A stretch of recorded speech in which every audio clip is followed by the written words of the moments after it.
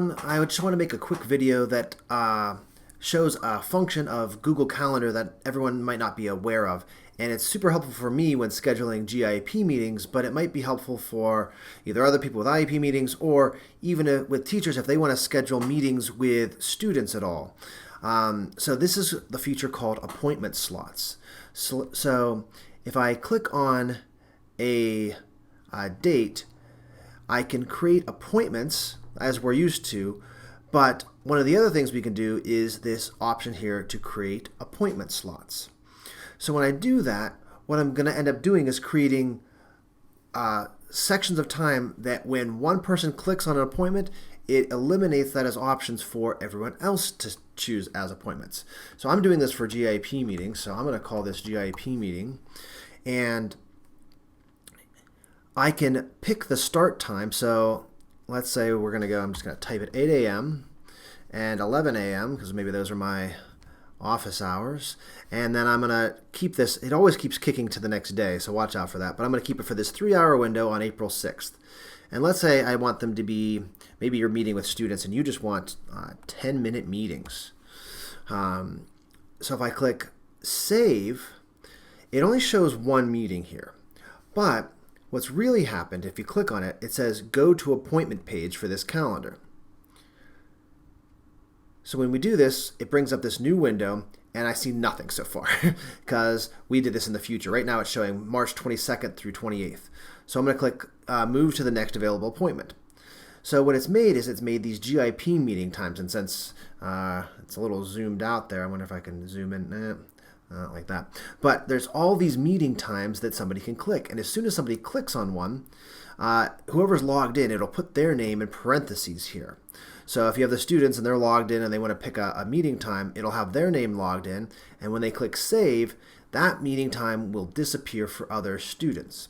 So when you've got these meeting times, what you need to do is up here at the top, you need to share the link up here with students or teachers or parents, whoever you want to. And then they will get this view and they get to click on those meeting times and they'll be able to pick a time. You'll both get emailed about confirming that meeting.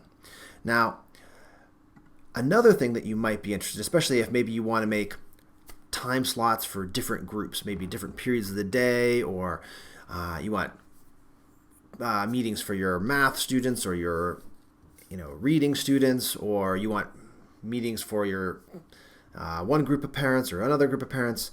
I made this on my calendar called GIP Meetings A. Let's show you how to make a new calendar. So if you go up here to the gear and click Settings, over on the far left side, you'll see the option under General to add calendar. So I'm going to choose Create New Calendar. So I'm going to make GIP Meeting B, and maybe you want to call it like Period 2 or Math or something like that. We create that calendar. All right, we can hit the back arrow to go back to our calendar. So now if we go over here and we create it, appointment slot, make it from 8 a.m. to 11 a.m. 11 a.m. Make sure it doesn't go to the next day. It always wants to go to the next day. Now I can choose any of my calendars, but I can make it a different calendar. So why is that important? So if I click on it and I go to its appointment page and I go ahead, notice I see meetings here on Wednesday. I don't see the meetings that I had on Monday. So we can set up this different link at the top to a different group and have them choose for meetings here. You can also, so let's say I wanted morning meetings and afternoon meetings for that group. I can go in there, create another appointment slot. I'll do from 1 p.m. to 3 p.m. It's still on calendar B here. Oops, let's not do the whole next day.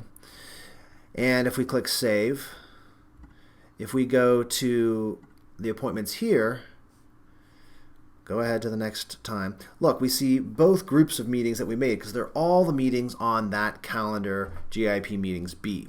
So we made a whole bunch of slots. People can come and click. Nobody else will be able to click once the first person clicks.